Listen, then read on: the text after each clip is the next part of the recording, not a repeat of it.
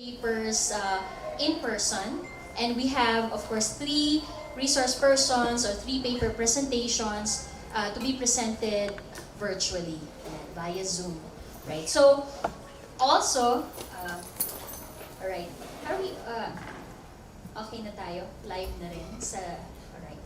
Okay, so once again, good morning everyone. So thank you for joining us in our second day of the seminar. Our moderators for today are, of course, we would like to showcase, in a way, our the product, no, the product, or soon to be product of our Indigenous Studies Program, PhD Indigenous Studies Program, and you will be meeting them in a while.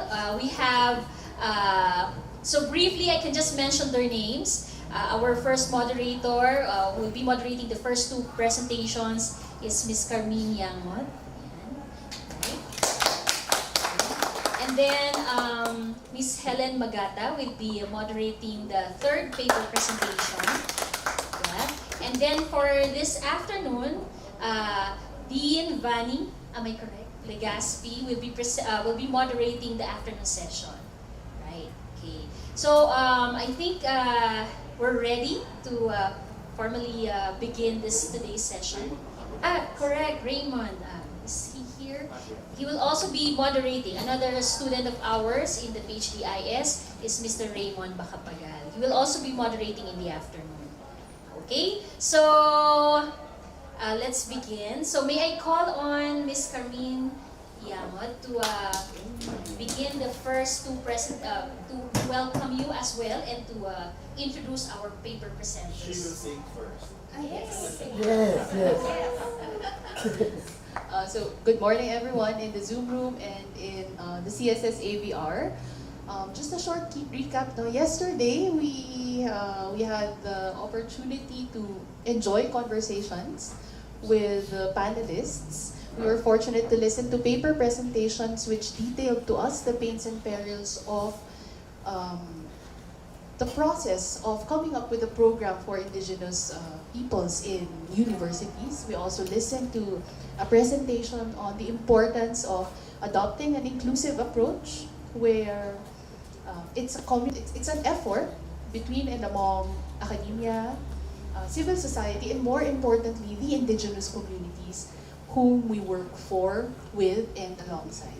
Now today, we are going to listen to presentations, two paper presentations on different yet transversal topics which are important in Indigenous studies. We have solidarity and decoloniality.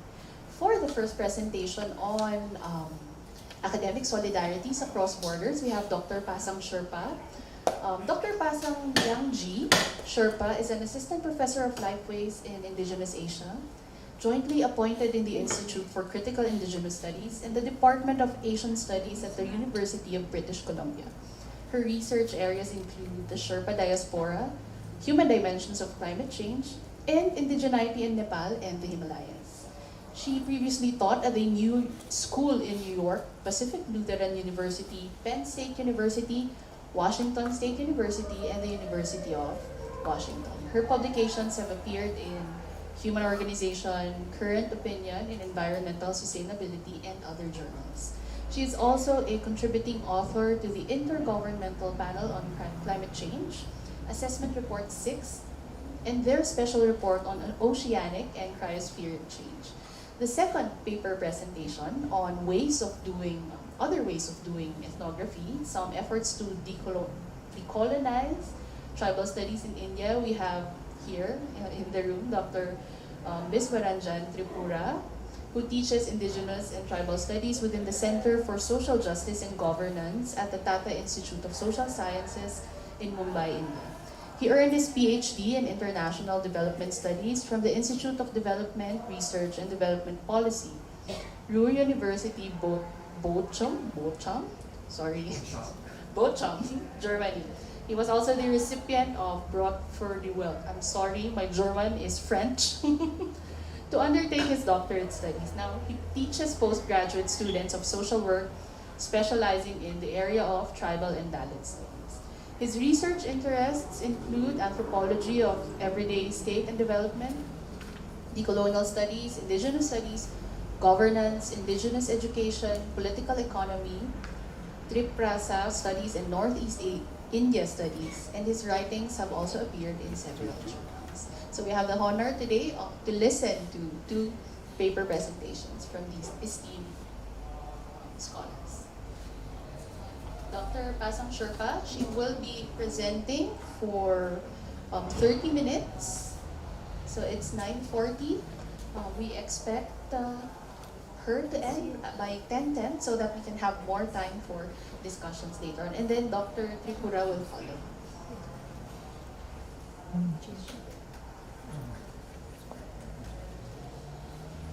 Thank you very much for that introduction. Can I ask if you can see my main presentation, or is it the presenter's view?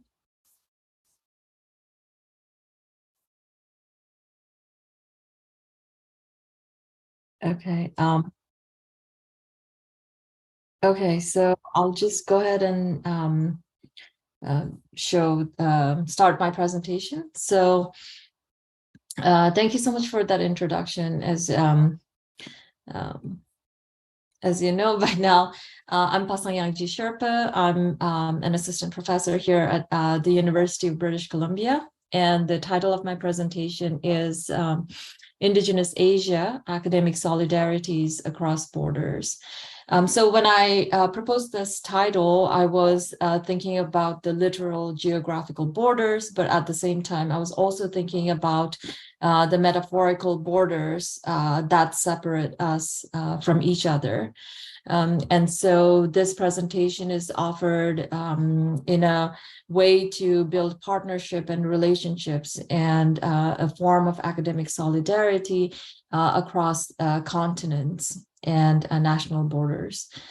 So this being said, in the presentation today, what I want to do is talk a little bit about Indigenous Asia Initiative here at the University of British Columbia, and also talk a little bit about Indigenous Asia as a field of study. To do that, I want to start by bringing you to where I am today. So the University of British Columbia, Vancouver, Point Grey campus is located on the traditional, ancestral, and unceded territories of the Musqueam people. And the UBC Okanagan campus is located on the traditional, ancestral, and unceded territory of the Silk Okanagan Nation. The Musqueam and Silk peoples have been stewards and caretakers of these territories since time immemorial. And to acknowledge and support this important role, UBC strives toward building meaningful, reciprocal, and mutually beneficial partnerships with the Musqueam and Silk peoples.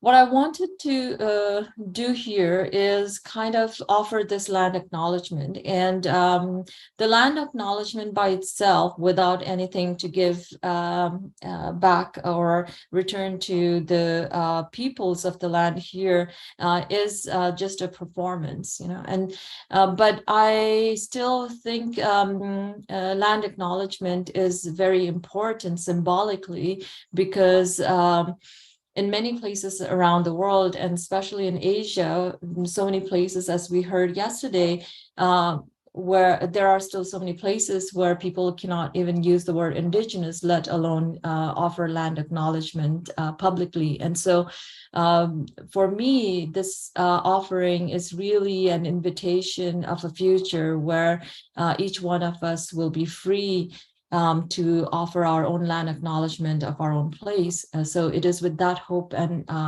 aspiration that I present this land acknowledgement, but really to honor the place where I'm speaking from today.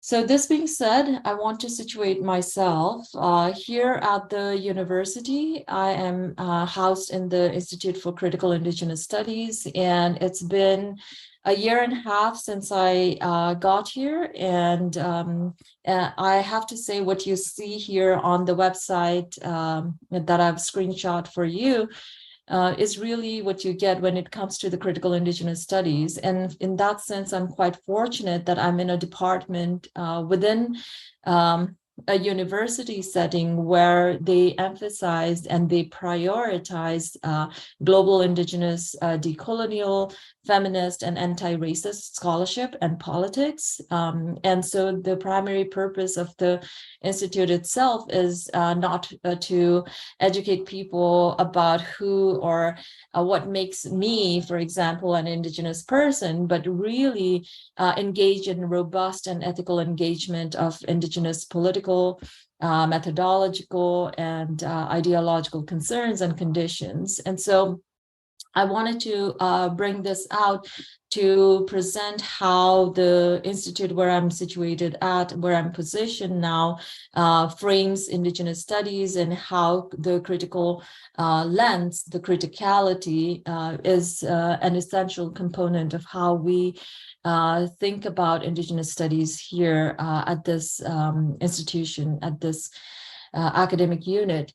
But this is half of my story. I'm also based, so 50% of my appointment is in the Indigenous Studies and 50% is in the Department of Asian Studies. The Department of Asian Studies, like any area study, has been around for some time, but particularly this department here at UBC has been around since 1961 and offers over 350 courses every year. There are 100 teaching faculty members. So it's quite a big department, and it touches on various topics about Asia, on Asia. But it is only recently that they have embraced and really fully embraced the idea of Indigenous Asia, and which is how I have arrived at this location here.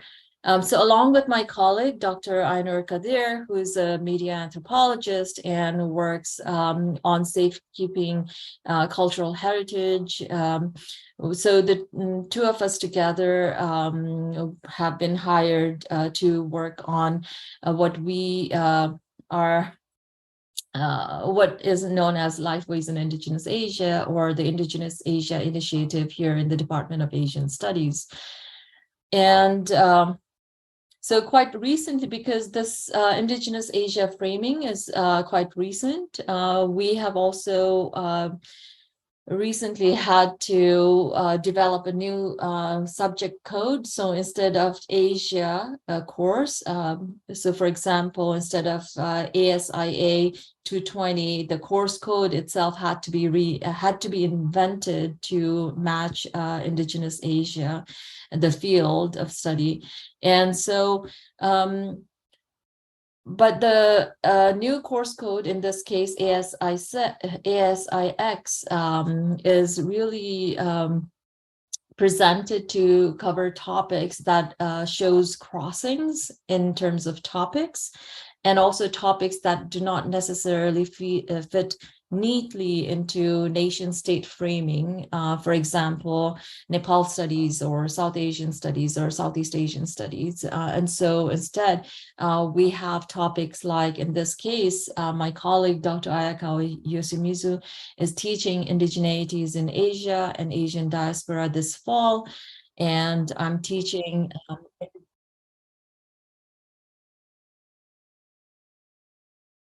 okay.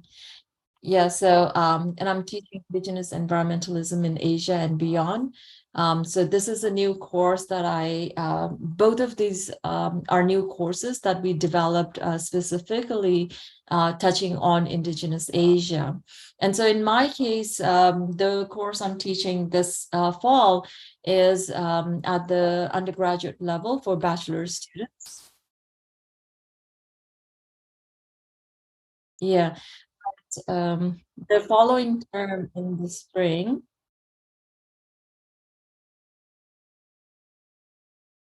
Okay, so the following term in the spring, I'm also teaching a graduate level, 500 level course on Indigenous environmentalism, and it's quite fortunate that here at the University of British Columbia, now we have this program that supports linking courses taught here in Vancouver with other courses taught in other parts of the world. And so I'm quite delighted to share that in the spring, my course, Indigenous Environmentalism, is going to be co-taught with Dr. Pasang Dolma's course in Kathmandu University, so that both students at Kathmandu University and UBC can have international exposure and also intercultural exchange experience.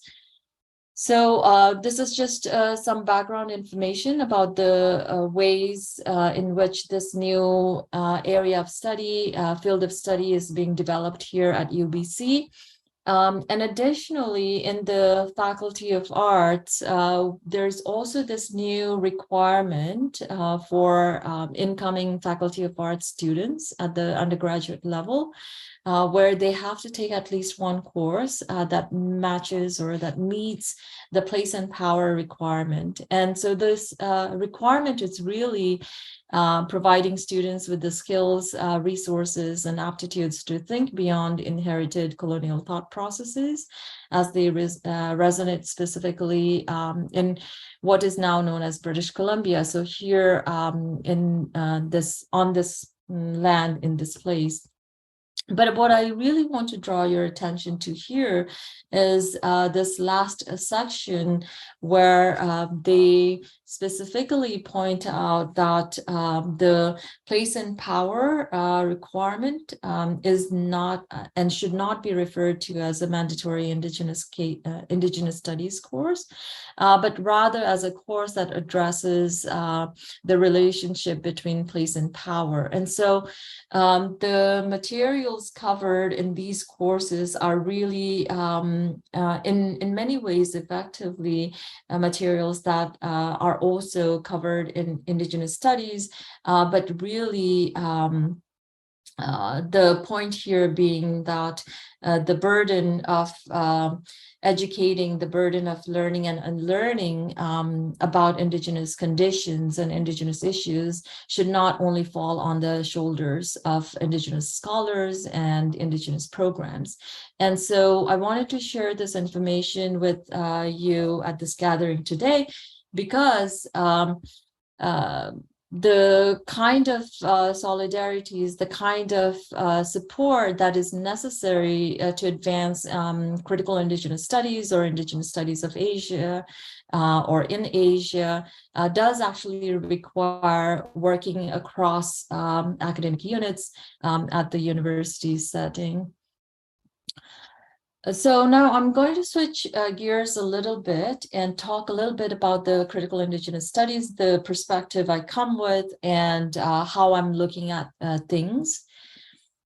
So needless to say, because I am here at a university in the Global North context, and also in a program that was built by so many scholars working in Global North context, the kinds of perspectives, the kinds of approach I take is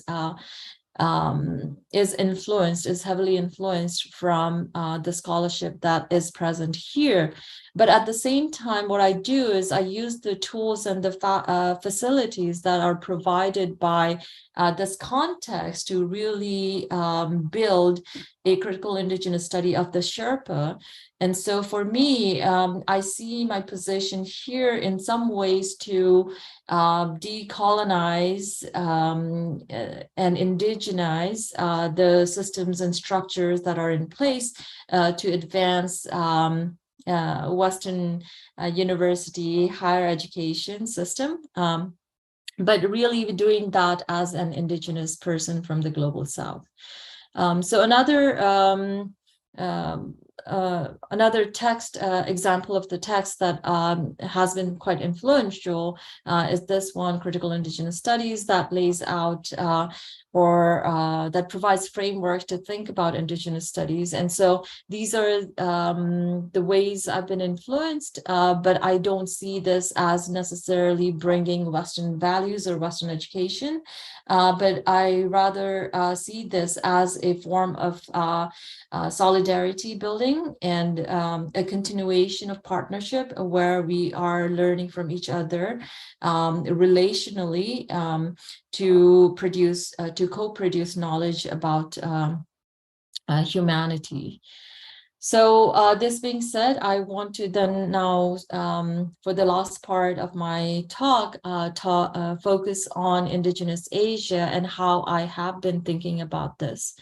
So in 2017, we, along with my colleagues, Charlotte Eubanks and Neil Keating, we organized this summer institute at Penn State University on trans-Asian indigeneity. So basically, we were really interested in exploring how indigeneity as a concept, but also as a lived reality, what does it look like in Asia, but also in Asian diaspora around the world. And so this was the goal that we set out for the Summer Institute. And as part of this project, as part of this institute, what we ended up doing was really taking a look at the literature that published, that had been published in social sciences on Indigenous peoples of Asia, but also really with a, particularly in my case, I was very interested in the ones that were written by or published by Indigenous authors. And so what we found out in that process of doing systematic literature review in the social sciences was that there was a lot of literature about Indigenous peoples, describing Indigenous conditions, and very few of these literature that we were reading that were accessible through the university systems here in North America. So only if or considerably lesser of these publications were published by Indigenous authors. And another thing, what we noticed is that there was this heavy reliance on Western epistemologies and also centering Western worldviews. And what really struck me was the referencing of the nation state to describe indigeneity in Asia. And so it is from that experience, which then led to the following year, led to the special issue of Verge Studies in Global Asias that focused on specifically indigeneity. And that kind of learning was, again, for me, cemented through this experience of working on this special issue and talking to different people, but also writing and reviewing different essays. It was very clear that a lot of the Indigenous scholarship was being produced by, and was not being produced by Indigenous scholars, or scholars who were identifying as Indigenous. And then this heavy reliance on describing indigeneity with a reference to the nation state. And so that was what I found. And in order to kind of move beyond and away from that kind of referencing and centering of, and in the hope and in the with the goal of centering Indigenous peoples and Indigenous lived experiences, I then started to reframe my own research practice, teaching practice. And today, what I'm doing is in my courses, I'm in a situation and in an academic environment where I have the luxury of being able to choose, utilize only Indigenous materials produced by Indigenous scholars. And I do that strategically because the students who come to my courses are taking so many different other courses and are exposed to so many other writers, authors, creators, but most of them are non-Indigenous. And so how, as an Indigenous faculty in the critical Indigenous studies, how do I expose my students to more Indigenous material is the kind of question I ask when I'm teaching my courses. In the field, so these are some pictures I took from my recent trip to Khumbu, also known as Mount Everest region. And the pictures on the top are from Gokyo Lake. And so when doing field work and research, so this time what I actually was doing was may not be considered research because this was more of a consultation visit. What my colleague, Dr. Michelle Copes, and who's a geomorphologist, geographer at the university here. So what we were trying to do was, even before we bring research to the community or can start conducting research, we thought it was very important that we consult with the community to see if the research is even needed in the first place. And if the research is needed, what kind of research would be needed. And so in this case, what we were doing was a lot of community consultation, talking to people, but also moving through the place and to get a better sense of the place, but also get a better sense of the people, and have them tell us, instead of us telling them, what kind of research is needed. And so it was not until the very last minute, the very last moment of our trip that somebody told us what kind of research is needed. And in this case, they were more interested in the waste management issue. And at the present time, if you go on Google Scholar and type Mount Everest, there's you're going to get a lot of studies, academic studies. So it's not that there is a lack of academic studies in the Everest region or Khumbu, but the kinds of studies that are conducted are really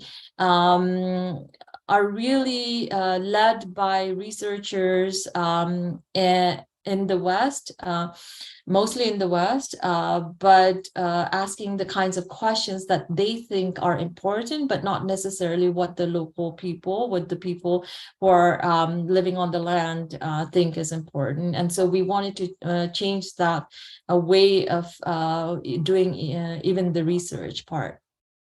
And here, here's one of my students. So as part of this visit, what we also did was we went to different sites, different places, and we just recorded sounds, because we also wanted to not only hear the people speak, but also we wanted to hear the land and the water speak for themselves. And we're yet to process and yet to make sense of what we discovered, what we learned. But at this time, this is all I can share. And here's another picture of us learning about the vegetation there next to a sacred lake. The last two slides are going to be about some of the kinds of events, public events that we have been hosting, and what we're trying to do.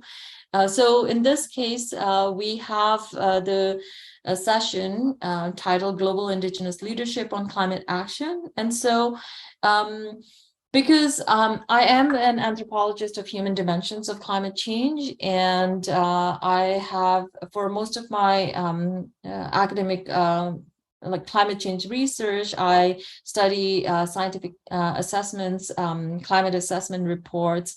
And when it comes to climate change, there's this sense that because climate change is about the physical world and about the climate, somehow it has to be very purely scientific and algorithmic. And so there's that kind of tendency. And also there is this knowledge hierarchy where the science-based, the physical science-based, the Euro-Western science based knowledge is really seen as the authoritative knowledge.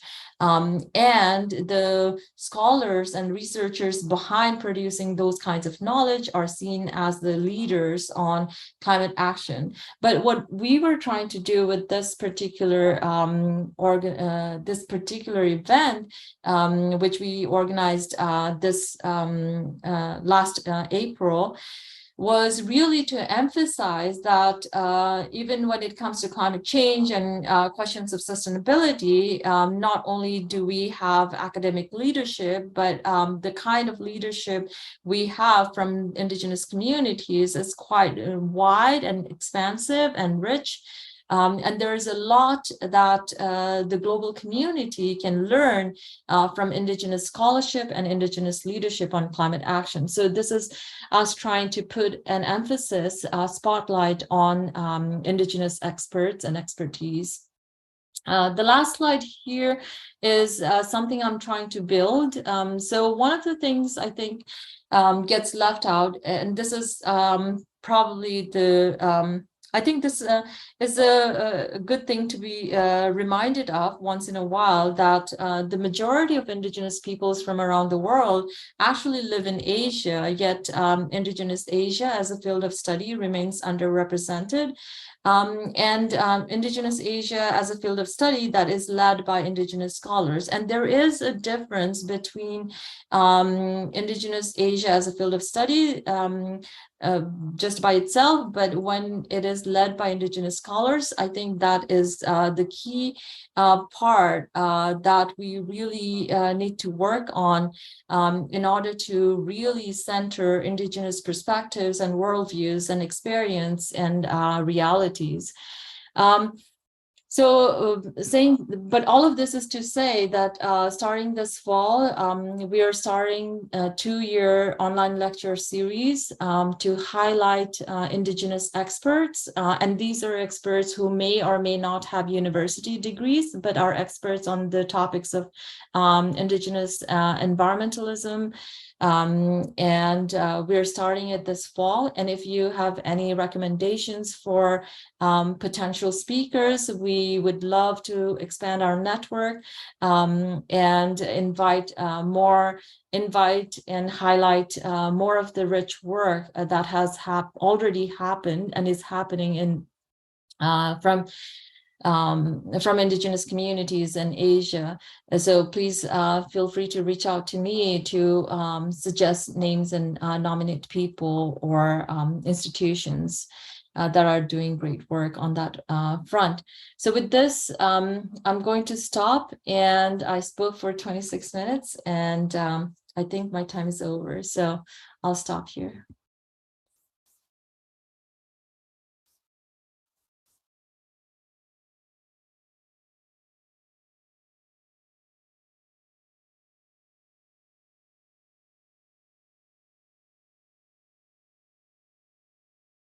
Enough time for more discussions later where the audience can engage with you.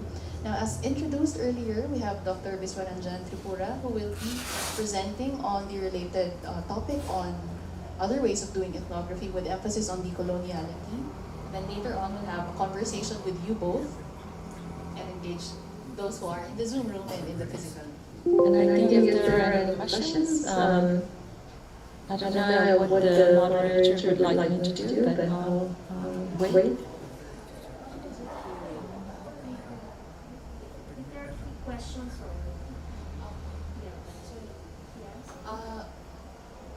or we'll just have Dr. Tripura's paper. There's one question about pursuing a PhD in Indigenous Studies in the US, and asking. So I'll just read this out for those not on Zoom.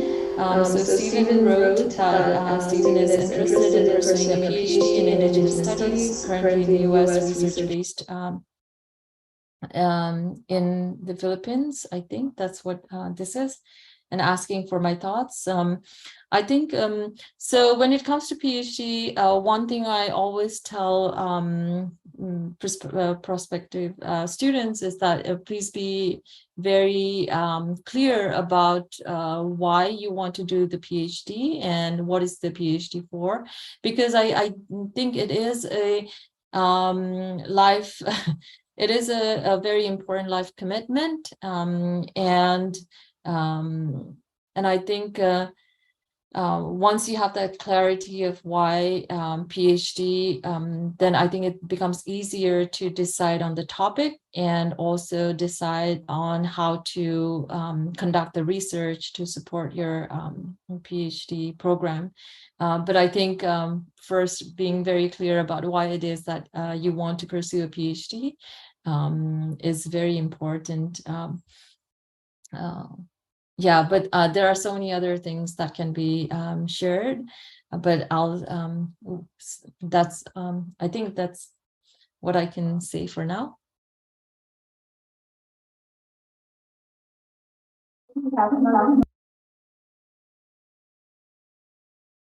And there's another question. Would you like me to take that? Or...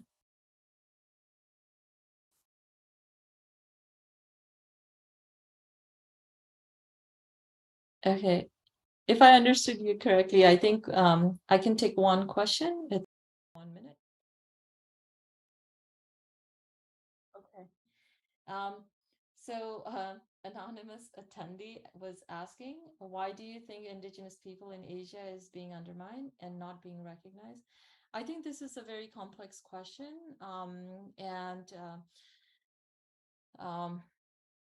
I think it's not one, there's not just one answer. And I think one of the things that became very clear from presentations yesterday was the big issue of security.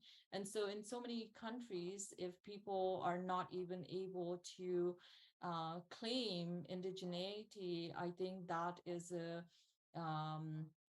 big hurdle, big wall to, like you cannot even be recognized, you're not even recognized as such politically. But moreover, I think there's also like who's doing the research and what kinds of research questions are being asked and who does the research serve. I think these are three very, very important questions that we need to be mindful of. And looking at the kinds of scholarship that has been produced in Asia and over the past several decades and even centuries, I think who have been the knowledge producers, who have been given the authority to even produce knowledge and whose knowledge gets counted. I think these are bigger, larger questions that really require a lot of reflexive engagement from those of us interested or working on academic scholarship. And this is, I think, a very deep and long project that is ahead of us. And so many before us have already paved the way for us to even gather today. So the fact that we're gathering today and being able to share all of these experiences with each other, I think this is a direct result of so many people who have come before us and paved the way. So I think respecting that and honoring that. And I'll stop, I think, because my time has ended.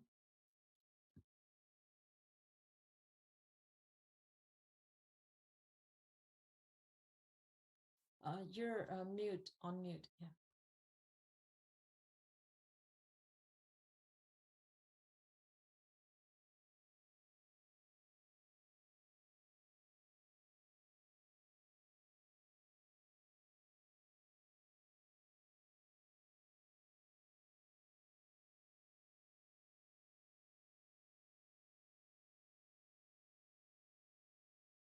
Yes.